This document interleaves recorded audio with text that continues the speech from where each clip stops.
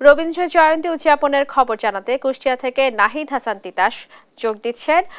সেই সাথে ময়মনসিংহ থেকে ইলিয়াস আহমেদ ও নওগাঁ থেকে যুক্ত হচ্ছেন কাজী কামাল হোসেন। শুরুতেই যাচ্ছি তিতাসের কাছে। তিতাস, আপনি নিশ্চয়ই আমাকে শুনতে পাচ্ছেন। তিতাস, কেমন চলছে রবীন্দ্র জয়ন্তী উদযাপন? কি কি আয়োজন রয়েছে সেই উদযাপনে আমাদেরকে বিস্তারিত জানাবেন। স্নেহা, গান, নাটক, কবিতা, আবৃত্তির মধ্য দিয়ে কিন্তু রবীন্দ্র প্রেমীরা কবিগুরু রবীন্দ্রনাথ ঠাকুরের ১৬৪তম যে জন্মবার্ষিকী সেটি উদযাপন করছেন। আমি রয়েছি কবিগুরু রবীন্দ্রনাথ ঠাকুরের স্মৃতি বিজড়িত শিলাদার পুঁথিবাড়ির মঞ্চ প্রাঙ্গণে। এখানে একদল রবীন্দ্র সঙ্গীত শিল্পী তারা কিন্তু রবীন্দ্র সঙ্গীত পরিবেশনা করছেন, অর্থাৎ সংস্কৃতি মন্ত্রণালয়ের আয়োজনে কিন্তু ৩ দিন ব্যাপী নান আলোচনা সভা, সাংস্কৃতিক অনুষ্ঠান এবং গ্রামীণ মেলার আয়োজন করা হয়েছে কবিগুরু রবীন্দ্রনাথ ঠাকুরের স্মৃতি বিজড়িত এই শিলাইদায়। এই স্মৃতি বিজড়িত শিলাইদার পুঁথিবাড়ি কিন্তু শুধু রবীন্দ্রনাথ ঠাকুরের যে কবিতা বা গানের মধ্যে সীমাবদ্ধ নয়। তিনি এখানে এসেছিলেন মূলত জমিদারি প্রথা পরিচালনা করার জন্য। তিনি এখানে এসে নেমেছিলেন সমাজ সংস্কারে, এখানে এসে করেছিলেন স্কুল করেছিলেন এবং কি চিকিৎসা ব্যবস্থা করেছিলেন এই এলাকার মানুষের জন্য। আসলে এই পুঁথিবাড়িতে বসেই রবি ঠাকুর তার জীবনের যে মূল্যবান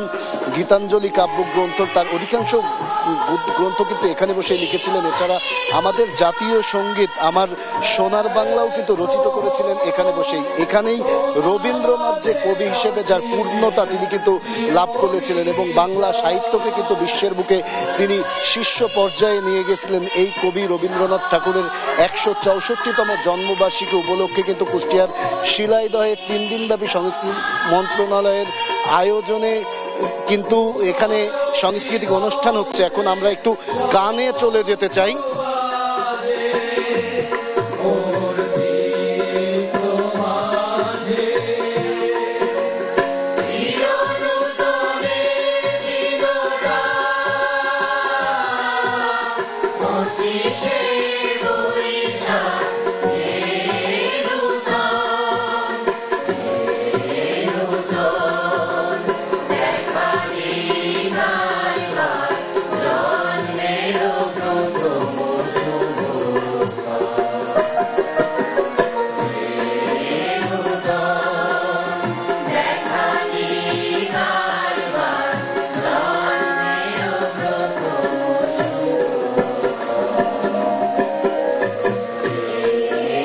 এমন ভাবেই কিন্তু সকাল 10টা থেকে শুরু হয়েছে রবীন্দ্রনাথ ঠাকুরের যে জন্মবার্ষিকীর যে অনুষ্ঠান এটি চলবে আগামী 3 দিন। অর্থাৎ সংস্কৃতি মন্ত্রণালয়ের আয়োজনে কিন্তু 3 দিন যাবৎ এই রবীন্দ্রনাথ ঠাকুরের স্মৃতি বিজড়িত পুঁথিবাড়িতে আয়োজন করা হয়েছে আলোচনা সভা, সাংস্কৃতিক অনুষ্ঠান এবং গ্রামীণ মেলা।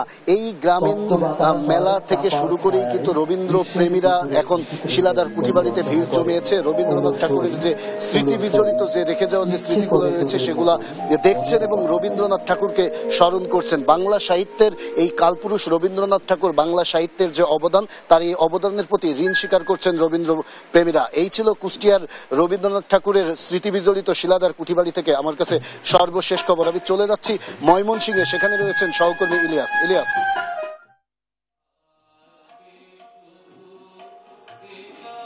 কবিতা আলোচনা সবার মধ্য দিয়ে রবীন্দ্রনাথ ঠাকুরের জন্মজয়ন্তী উদযাপিত হচ্ছে বিভাগীয় শহর ময়মনসিংহে। অর্থাৎ বিকাল 4টার সময় কিন্তু ময়মনসিংহের যে এশিয়ান সঙ্গীত মিউজিয়াম, সেই এশিয়ান সঙ্গীত মিউজিয়ামে কিন্তু জাতীয় রবীন্দ্রসঙ্গীত সম্মেলন পরিষদের আয়োজনে গান, কবিতা এবং আলোচনা সবার মধ্য দিয়ে কবিগুরুকে কিন্তু স্মরণ করা হচ্ছে। অর্থাৎ নানা আয়োজনের মধ্য দিয়ে সেই দিবসটি আজকে উদযাপন করা হচ্ছে। আমরা দেখেছি নজরুল প্রেমী যারা রয়েছেন তারা কিন্তু এখানে দুপুর থেকেই তারা এই মিউজিয়ামে এসে কিন্তু তারা জড়ো হয়েছেন এবং তারা রবীন্দ্রনাথ ঠাকুরকে নিয়ে কিন্তু যে আলোচনা সভা এবং সঙ্গীত অনুষ্ঠানের আয়োজন করা হয়েছে সেই আয়োজনে কিন্তু তারা অংশগ্রহণ করেছেন এবং তারা কিন্তু সেখানে সেই বিষয়টি কিন্তু শুনছিলেন। অর্থাৎ যার অনবদ্য সৃষ্টির কারণে বাংলা সাহিত্য চর্চা বিশ্বের দরবারে একেবারেই পৌঁছে গিয়েছিল সেই কবিগুরু রবীন্দ্রনাথ ঠাকুরকে স্মরণ করাই যেন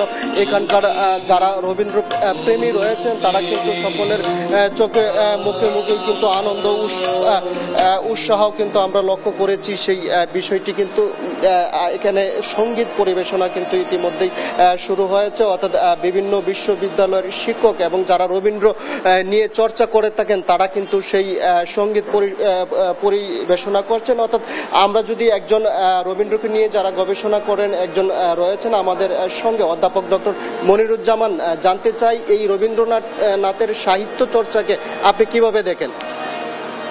আসলে বিশ্বকবি রবীন্দ্রনাথ ঠাকুর বাঙালি জাতির প্রত্যেকটি জায়গায় সৃজনে তার মননে আষ্টে পৃষ্ঠে এমনভাবে জড়িয়ে আছে যে রবীন্দ্রনাথকে ছাড়া বাঙালি জাতির আর চলে না।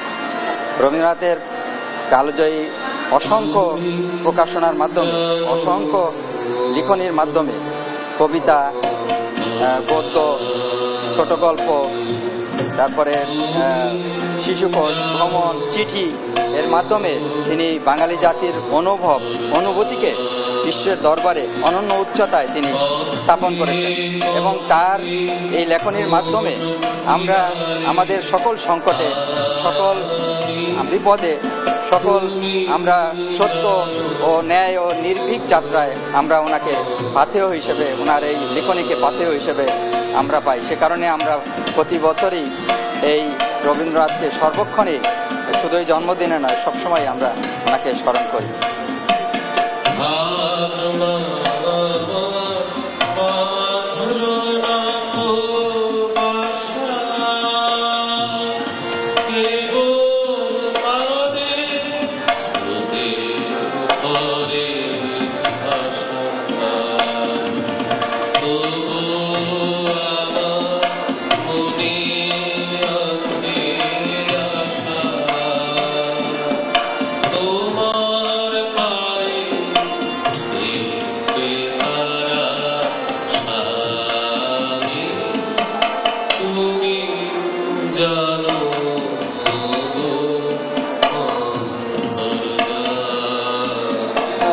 নজরুল গবেষক এবং নজরুলকে রবীন্দ্রনাথকে নিয়ে যারা গবেষণা করেন এবং রবীন্দ্রনাথ ঠাকুরের এই অনুষ্ঠানটিকে ঘিরে, অর্থাৎ জন্মজয়ন্তীকে ঘিরে আমরা দেখেছি যে এখানকার যে আয়োজন, সেই আয়োজন কিন্তু একেবারেই বিকাল 4টা থেকেই শুরু হয়েছে। আমরা এই বিষয়ে জানতে এখন চলে যাব নওগাঁয়, সেখান থেকে আমাদের যুক্ত হবেন আমাদের সহকর্মী কামাল।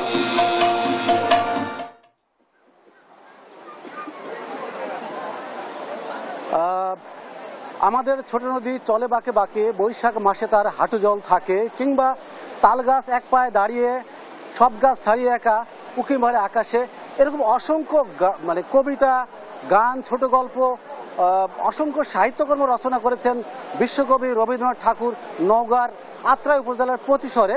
ঠিক আমি যেখানে দাঁড়িয়ে আছি এর পাশে নারদ নদের পাশেই প্রতিশরে যেখানে রবি ঠাকুরের পৈতৃক জমিদারি ছিল, সেই জমিদারিতে এইখানে বসে তিনি তার সাহিত্যকর্ম চর্চা করেছেন। পাশাপাশি তিনি এখানকার তার জমিদারি স্টেট দেখেছেন। এইখানে আজকে 3 দিনব্যাপী আলোচনা সভা এবং সাংস্কৃতিক অনুষ্ঠান অনুষ্ঠিত হচ্ছে। এইখানে প্রধান অতিথি হিসেবে উপস্থিত রয়েছেন, ইতিমধ্যে হয়েছেন খন্দকার আজিম আহমেদ বিভাগীয় কমিশনার, এবং সভাপতিত্ব করছেন নওগাঁর জেলা প্রশাসক আব্দুল আওয়াল। উপস্থিত হয়েছেন ইতিমধ্যেই নওগাঁর পুলিশ সুপার শফিউল সারোয়ার। এখানকার আলোচক হিসেবে উপস্থিত হয়েছেন রাজশাহী বিশ্ববিদ্যালয়ের রেজিস্ট্রার অধ্যাপক ডক্টর ইফতেখারুল আলম, এবং আলোচক হিসেবে এখানে যারা আছেন তাদের মধ্যে অন্যতম হচ্ছেন ডক্টর মোহাম্মদ শামসুল আলম, নওগাঁ সরকারি কলেজের সহযোগী অধ্যাপক, এবং বগুড়ার সরকারি মুজিবুর রহমান মহিলা কলেজের সম্মানিত অধ্যক্ষ জনাব বেলাল হোসেন উপস্থিত হয়েছেন। আমরা কিছুক্ষণের মধ্যে আলোচনা সভা যুক্ত হতে পারবো।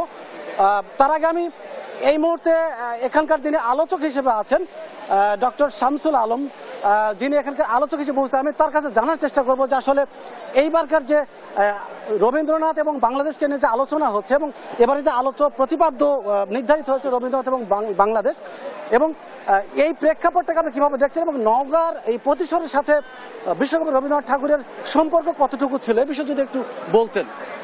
রবীন্দ্রনাথ ঠাকুর 1891 সালে বাংলাদেশে প্রথম আসেন। শিলাইদহ, সাদাতপুর এবং প্রতিশর, এই প্রতিশরে ছিল তার জমিদার কাছারি বাড়ি। এটি তার পিতা পিতামহ দেবেন্দ্রনাথ ঠাকুর পত্তন করেছিলেন, আর তার বাবা এখানে কাছারি বাড়ি নির্মাণ করেছিলেন। রবীন্দ্রনাথ ঠাকুর ভাগ বটরার সূত্রে জমিদার পেয়েছিলেন এখানে, সুতরাং তিনি অনেকবার বেশ কয়েকবার এসেছেন। এখানে এসে রবীন্দ্রনাথ ঠাকুর লেখার প্লট বা বিষয়বস্তু চেঞ্জ হয়ে যায়, কারণ রবীন্দ্রনাথ ঠাকুর যখন এই বাংলাদেশে আসার আগ পর্যন্ত তার লেখার বিষয় ছিল জীবাত্মা থেকে পরমাত্মা, সীমা থেকে অসীম, রূপ থেকে অরূপ, খণ্ড থেকে অখণ্ড। কিন্তু বাংলাদেশে তিনি সাধারণ মানুষের সঙ্গে মেলামেশা করার সুযোগ পান, সুতরাং জমিদার রবীন্দ্রনাথ এবং সাধারণ রবীন্দ্রনাথ প্রেক্ষাপট সম্পূর্ণ ভিন্ন হয়ে যায়। সাধারণ মানুষ তখন তার কাছে আপন হয়ে ওঠে। এই সাধারণ মানুষের দুঃখ দুর্দশা, প্রত্যাশা, প্রাপ্তিগুলো তখন তার আপন হয়ে যায়, এবং সেই বিষয়গুলো নিয়ে রবীন্দ্রনাথ ঠাকুর সাধারণ মানুষের কথাগুলোকে নিয়ে লেখা শুরু করলেন। সুতরাং বাংলাদেশে যেন তার লেখার একটা প্লট সৃষ্টি হয়ে গেল। এখানে তিনি অসাধারণ কাব্য, কবিতা, গল্প, ছোট গল্প, নাটক বিভিন্ন লেখা শুরু করলেন। সুতরাং অসংখ্য ধন্যবাদ। উনি ওখানকার নওগাঁর প্রতিশরে বসে তিনি যে সকল সাহিত্যকর্ম রচনা করেছেন সেই বিষয়গুলো নিয়ে বলছিলেন। তো মোটামুটি এই ছিল নওগাঁর আত্রায়ের প্রতিশর থেকে বিশ্বকবি রবীন্দ্রনাথ ঠাকুরের 164তম জন্মবার্ষিকী উপলক্ষে আমার কাছে সর্বশেষ তথ্য। আমি এখন ফিরে যাচ্ছি স্টুডিওতে। স্নেহা।